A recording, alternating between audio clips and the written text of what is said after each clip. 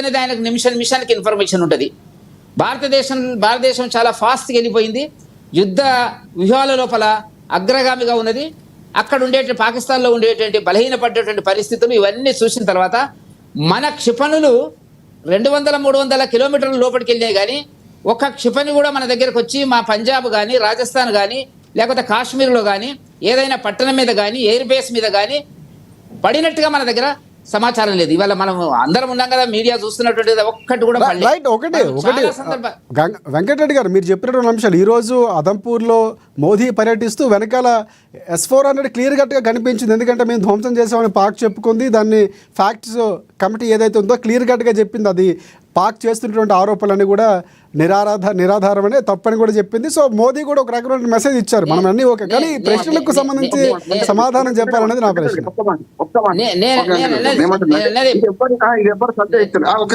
ఎవ్వరు సందేహిస్తలేరు. ఇవాళ మన భారత ఆర్మీ ఒక వీడియో రిలీజ్ చేసింది. వాటిని మోడీ గారు చెప్పి అబద్ధాన్ని ఎవరు అంటలేరు. కానీ ట్రంప్ మాట్లాడిన మాటలకు మనం కౌంటర్ చేయకపోతే మనమే బతిపాడిపోయినామా, పాకిస్తాన్ పోయిందా, ఇది ప్రజలకు చెప్పాలని నేను అంటున్నాను సార్. ఇప్పుడు ఒక్కటి రామ్మోహన్ గారు లేవనెత్తినటువంటి ట్రంప్ మీదనే చర్చ. అంటే ట్రంప్ అంతా కంపల్సరీ బీజేపీ పార్టీ కాదు, క్లియర్ కట్ గా చెప్పాల్సిన అవసరం ఉంది. నేను చెప్తున్నా కదా, ట్రంప్ సరే ఒక పెద్ద మనిషిగా, పెద్దన్నగా ఆ ప్రపంచంలో ఉండేటువంటి అనేక దేశాలలో వాళ్ళు జోక్యం చేసుకుంటారు. రష్యా, యుక్రెయిన్ జోక్యం చేసుకుంటారు. వాళ్ళ పద్ధతే అది. వాళ్ళు డామినేటింగ్ టైప్లో చేస్తారు. మనకు కూడా మంచి మిత్రుడు. ఆ పాకిస్తాన్ కూడా ఉండొచ్చు కాక మంచి మిత్రుడే.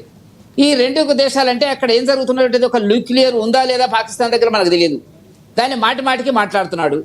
మరి ట్రంప్తో వాళ్ళు ఏం చెప్పారు, ట్రంప్ వాళ్ళకేం చెప్పాడు, మీరు సంధికి రావాలా, మీరు కాల్పుల విరమణ చేయాలా అనేటువంటి చెప్తున్నాడు. చెప్తే వాళ్ళే మాట్లాడాలా మనం మాట్లాడాలా అంటే వాళ్ళకే చెప్పాడు, మీరు మాట్లాడండి భారత కౌంటర్ పార్ట్తో, భారతీయ DGMOతో మాట్లాడండి అంటే వాళ్ళే ఫోన్ చేసినారు. అంతవరకు వాస్తవం. ఎప్పుడది 3:45 ఆ ప్రాంతం లోపల.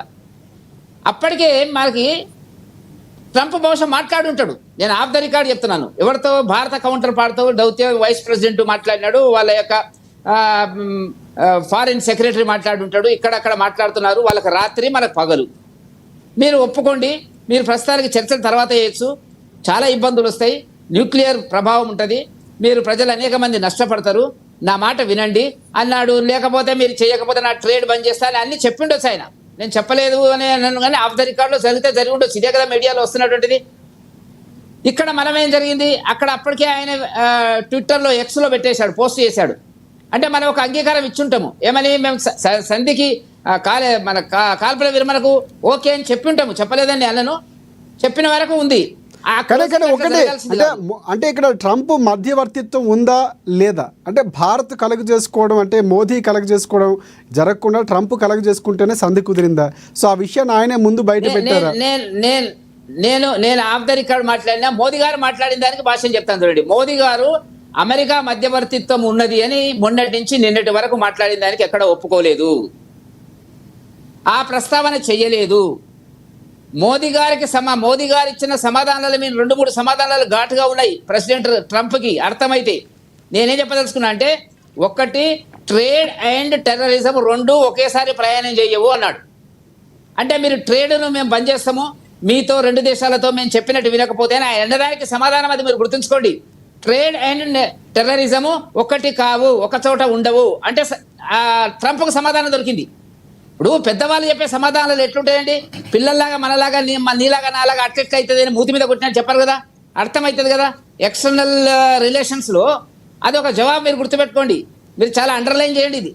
ఈ రెండు మేమంటే, మీరు ట్రేడ్ బంద్ చేస్తా అంటే టెర్రరిజం మాకు ఇంపార్టెంట్, మీరు ట్రేడ్ సంగతి తర్వాత సంగతి అది అన్వయించుకోవాలా. రెండవది, ట్రంప్ ఇన్వాల్వ్ అయినట్టుగా ఆయన ఎక్కడ ఒప్పుకోలేదు. మాకు కావలసింది ఉగ్రవాదాన్ని రూపుమాపడము, నేను మధ్యవర్తిత్వం చేస్తా కాశ్మీర్ గురించి అని మాట్లాడారు. అది కూడా నేను చెప్తున్నాను. దానికి సంబంధించి ఏం చెప్పాడు, మాకు ఎవరి మధ్యవర్తిత్వం అవసరం లేదు. పేరు చెప్పకపోవచ్చు, ట్రంప్ పేరు చెప్పకపోవచ్చు, అమెరికా పేరు చెప్పకపోవచ్చు, సమాధానం పెద్దవాళ్ళు చెప్పే సమాధానం అట్లాగే ఉంటుంది. ఇప్పుడు ఎట్లుంటుంది, ఇంట్లో అత్త కోడలకు పంచాయతీ అయినప్పుడు కోడలు పిల్లలను కొడుతుంటుంది, గిన్నెలు కిందేస్తుంటుంది, తల చెంబులు అక్కడక్కడ పడేస్తుంటుంది. దాని అర్థం అది చెప్పిండా లేదా? ఏం చెప్పాడు, మాకు మధ్యవర్తిత్వం అవసరం లేదు. ఆయన ఏం చెప్పాడు? కాశ్మీర్ సమస్య, అంటే కాశ్మీర్ సమస్య గురించి మోదీ ఒక్క మాట కూడా మాట్లాడలేదు. కాశ్మీర్ ఈజ్ నాన్ నెగోషియబుల్, భారతదేశంలో భాగం అది, దాని గురించి చర్చించే అవకాశం లేదు అనేటువంటి అసలు ఆ సమస్యనే ఉన్నట్టుగా మోదీ ఒప్పుకోలేదు. మోదీ ఒప్పుకునే రెండు అంశములు. ఒకటి, అగర్ హమ్ బాత్ కర్నా హై తో, అగర్ హమారా డిస్కషన్ హోనా హై తో ఓన్లీ 2 issues హై. ఒకటి ఉగ్రవాదము, రెండవది పాకిస్తాన్ ఆక్యుపైడ్ కాశ్మీరు అన్నాడు. కాశ్మీర్ ఇష్యూ ఉందని ఒప్పుకోలేదు ఆయన, దానికి సమాధానం దొరికింది. కాబట్టి ఎవరి మధ్యవర్తిత్వం అవసరం లేదు. ఉగ్రవాదము ప్లస్ ఇది రెండు ఒక దగ్గర పోవు, రక్తము వాటరు ఒక దగ్గర పోవు, ఒక దాంట్లో ప్రవహించవు. ఇవి ఇండైరెక్ట్ గా మోదీ చెప్పినటువంటి అర్థమయ్యే రాజకీయ నాయకులకు అంతర్జాతీయ రాజకీయాల్లో ఇంటర్ప్రిటేషన్ మీరు చేసినప్పుడు, మీరు పాదరసాన్ని పరిశీలించినప్పుడు కనపడేటువంటి అంశములు. రెండవది, మోదీ డైరెక్ట్ గా నువ్వేంది నేనేందని మాట్లాడండి. ఇప్పుడు వాళ్ళకి అర్థమైంది ఏం మాట్లాడుతున్నాడు మోదీ అని అర్థమైంది. ఆ తర్వాత వాళ్ళు తీసుకునే చర్యలు ఏందనేది తర్వాత సంగతి. మనం తీసుకునే చర్యలు ఏందనేది మనం ఒకటే మాట చెప్పినాము. ఇప్పటి నుంచి ఒక్కసారైనా మా దేశం వైపు మీరు కన్నెత్తి చూస్తే మిమ్మల్ని భస్మాసుర హస్తంగా మార్చేస్తామని చెప్పినాడు మోదీ. ట్రంప్ ఏం చెప్తున్నాడు? ఇక్కడి నుంచి ఎవరి పనులు వాళ్ళు చేసుకుంటే చెప్తున్నాడు. ఇక హాయిగా వ్యాపారాలు చేసుకుందాము అందరము అన్నాడు. వాటన్నిటికీ సమాధానం మోదీ దగ్గర దొరికిందండి రాత్రి మీరు ఇంటర్ప్రిట్ చేస్తే. కాకపోతే మీరు అన్నట్టుగా మూతి మీద కొట్టుడు, ముఖం మీద కొట్టేటట్టు సమాధానాలు ఉండాలని ఒకవేళ భారత ప్రజలు అనుకున్నట్టయితే అంతర్జాతీయ రాజకీయాల లోపల అట్లా కుదరదు. అంతర్జాతీయంలో మనం కూడా మన లిమిటేషన్స్లో మనం ఉండాలా, చెప్పేది చెప్పాలా. ఎవరి అవసరాలు వాళ్ళకు ఉన్నాయి. అమెరికాలో మనకు సంబంధించినటువంటి 2 కోట్ల మంది మన జనాభా ఉన్నారు, మనకు ట్రేడ్ ఉంది, బిజినెస్ ఉంది. అయినంత మాత్రం చేత వాళ్ళకి సరెండర్ కావాల్సిన అవసరం లేదు. చెప్పాల్సిన జవాబు వెళ్ళిపోయింది. కాబట్టి వాళ్ళు మాట్లాడేది అందులో ఆఫ్ ద రికార్డ్ చెప్తున్నా. ట్రంప్ ఏం మాట్లాడతాడో మనకు తెలుసు. ఆ దేశంలోనే అనేక సమస్యలు ఉన్నాయి, రకరకాలుగా మాట్లాడతాడు ఆయన. పోండి ఇండియన్స్ అంతా వెళ్ళిపోవాలంటాడు, విదేశస్తులు వెళ్ళిపోవాలంటాడు, రకరకాలుగా ఆ దేశంలో విమర్శలు వస్తున్నాయి.